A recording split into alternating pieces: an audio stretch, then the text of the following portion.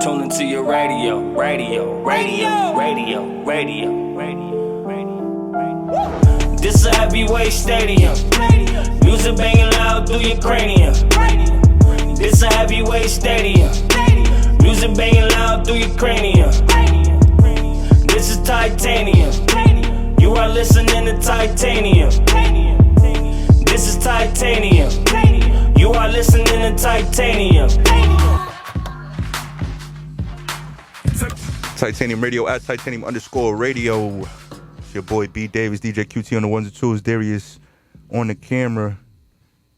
We got a special guest in the building with us from Scrip Connect organization. We got Kimathi in the building with us, man. How you doing, brother? All right. Appreciate you having me here. Thank you.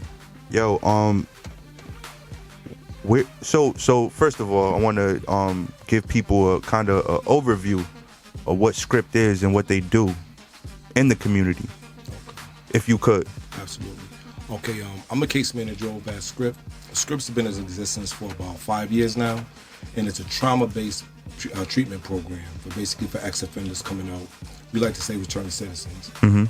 But it's a trauma-based program, and we have different aspects of the program. We have an Ascend program there that's basically helping individuals to identify trauma, past trauma that they dealt with, because the Scrip program was created due to the fact that there's a lot of people that has unresolved trauma that they're not addressing. Mm-hmm.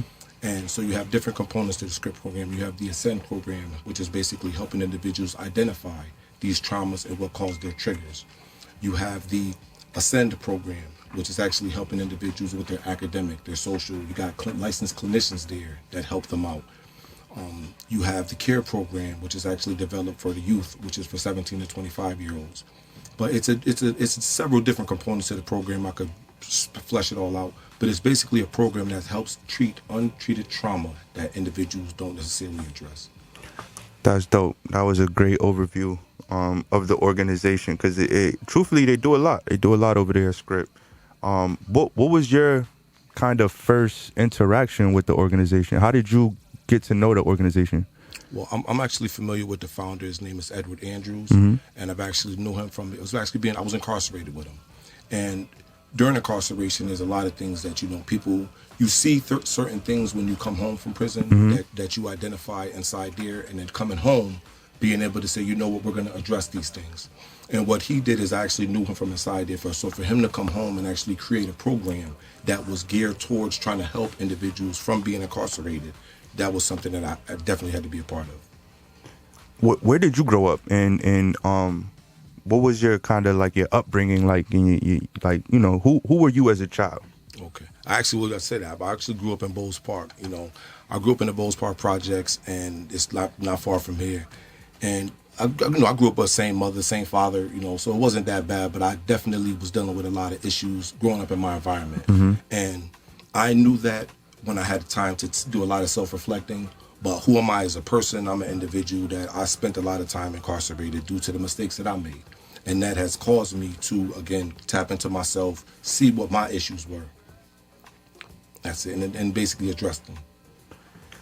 What part did Scrip play coming home? Well, first of all, let me rewind a little bit. You mentioned being incarcerated. How long were you incarcerated? 24 years. Wow. How old were you when you went in? 24. Wow. Okay. So you basically did half in. I pretty much spent half my life incarcerated. Yeah. So meeting Edward Andrews, being incarcerated, who was he kind of while you were incarcerated, putting plans together? Like, was he, would you consider him a mentor at the time? Absolutely. Well, I consider somebody that he was somebody who had the like mind. Because when you're in a situation like that, you can tap in, you can identify. When I first came in, basically talk about prison life, but when I first went inside prison, you still go in what I call it that venom. Mm-hmm. So I still went inside it with the mentality where one of the most important things to me was my reputation. So one of the things is I'm not going to have anybody do anything. This was my value system that I had to learn how to restructure my value system.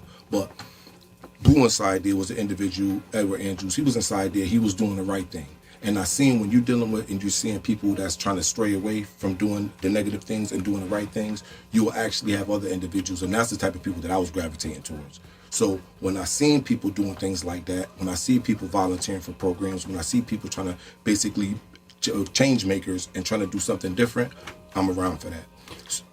No, go ahead. Yeah, so, and there was programs inside. There was another program in there called SOS that we was a part of, another program called Alternative Violence. So once you start to see individuals and you start to say, wait a minute, I'm going to these programs, these individuals going to these programs, you can start to see. So those is some of the things that when I met him, I was like, yeah. And so, want to be around. So when you came home, first off, like, how hard was it for you to get acclimated back into society after being incarcerated for 24 years?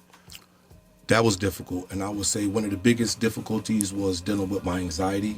One of the biggest difficulties was obviously trying to build a bond and relationship with my kids. Another difficulty, like I was saying, is it's a little bit strange because you feel like you're living in a dream. You know, the project that I grew up in, it's all tore down. Other buildings is all tore down. So it's like you can see it, it's here, but it's like a dream. But one of the, again, the hardest things that I had to deal with is time management. Learning how to build an effective bond with my children because I was gone for so long. My kids, in essence, grew up without me. So I couldn't come home and father them.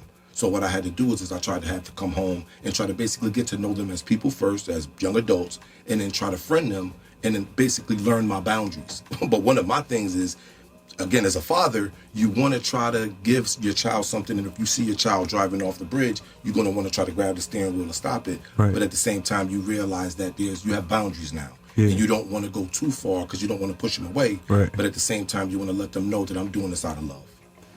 That's deep, and I think a lot of guys go through that.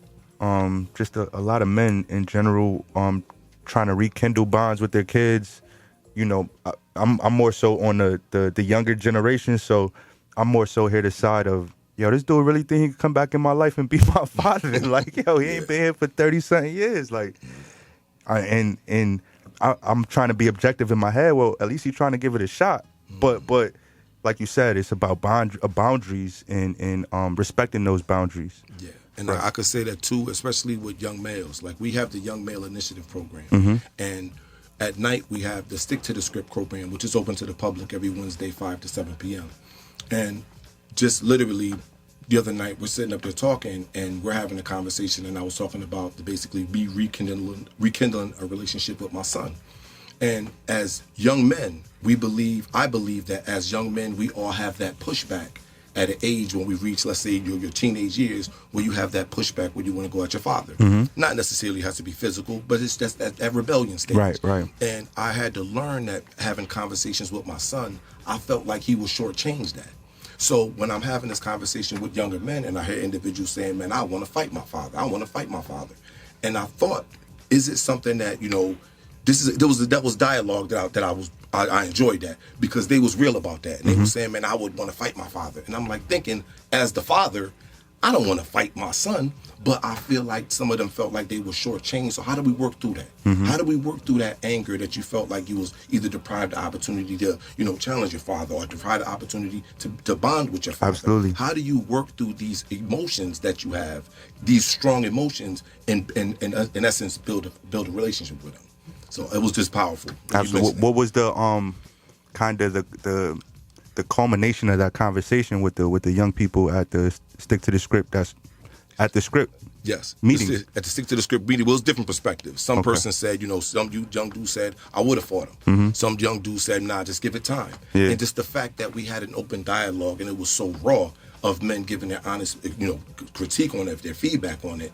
I loved it because to me, not only was it a situation where, again, I'm always growing, I can always learn, and as much as I can be a mentor, as much as I can be a facilitator for this meeting, to see individuals actually bounce ideas off of each other and give each other positive, constructive feedback of what they went through, that's what I felt was the most powerful. How did Scrip affect or guide your reentry back into society? Well, what's one of the things that I could say what Scrip does is Scrip actually, it gives definitions to a lot of things that I believe that a lot of us face. I believe that a lot of us suffer, especially in the Black community, especially being, you know, dealing with, you know, crime and violence, that there's a lot of things that we know is wrong, but we can't necessarily identify it. But when you're dealing with professionals, when you're dealing with licensed clinicians, when you're dealing with individuals who are trained, they can kind of spell out and they can kind of give definitions to things that we know are wrong, and now we can take actions to actually correct that. Because if you can't identify the problem, it's going to be very difficult for you to try to find a solution to that problem. And Scrip can actually spell out. Scrip has several programs. We have a computer lab where we help individuals write resumes. We have, licensed clinicians that can help talk to you. We have case managers that can help you, with job placement and things like that. So when you're talking about giving services, not to say that there are other services out there, but Scrip for me is when you're dealing with a program that was actually created by someone who went through these types of things. It just touches a little bit, it's a little bit deeper to me. Absolutely. Pause. What I had a question. Hold on. Here we go. What has been the most impactful part of the Scrip program in your opinion? The most impactful part of Scrip, I would definitely say, is probably stick to the script. Stick to the script. The reason why I believe it's so impactful is because you're dealing with the new cohort and you're actually dealing with some of the old cohort that comes back.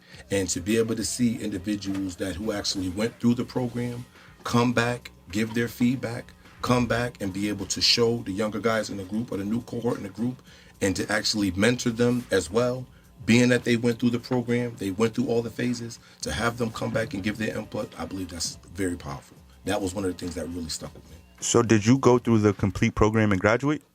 No. Okay. You just kind of like went through some... No. I went through the Ascend program. I'm doing the Stick to the Script program, and I'm actually studying right now. Because I've been to a few Script graduations at this point, and it's really a thing. Like, people go through the program. Some people that may not have ever graduated,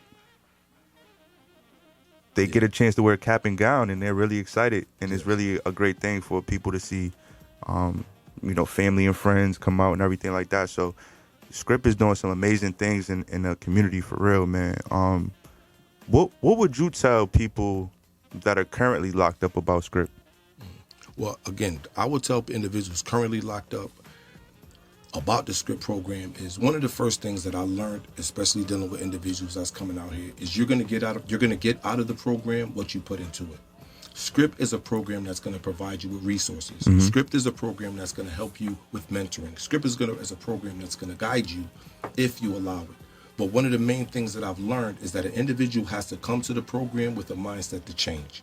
So Scrip can offer a lot of resources for you. Scrip can do everything from, again, help you build your resume, help you with job placement, actually provide transportation. So there's so many resources at Scrip that I could spend half the night talking about the resources. But one of the major things that I would try to impress on people is once you come with the right state of mind, come with the attitude of change, and watch how you can grow.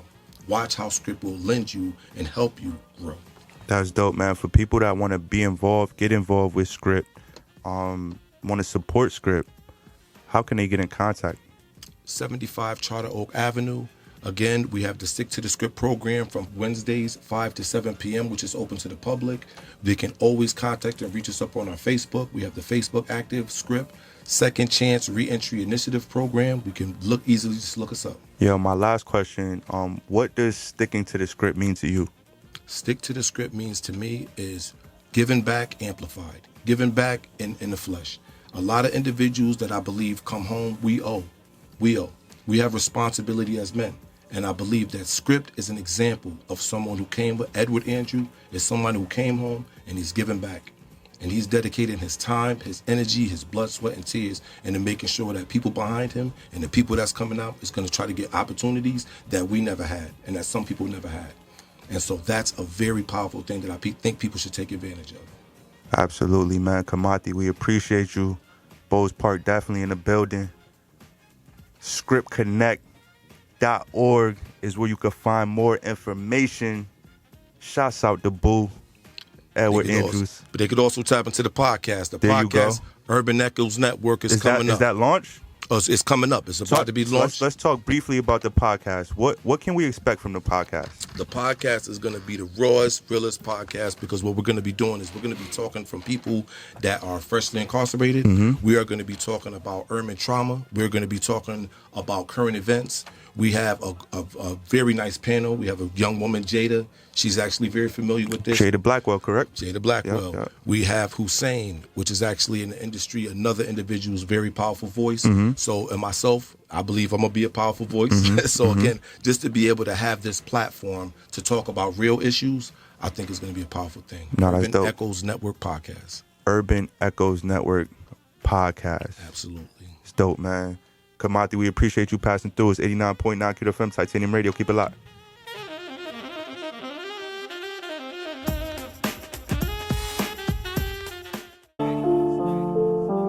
Tune into your radio.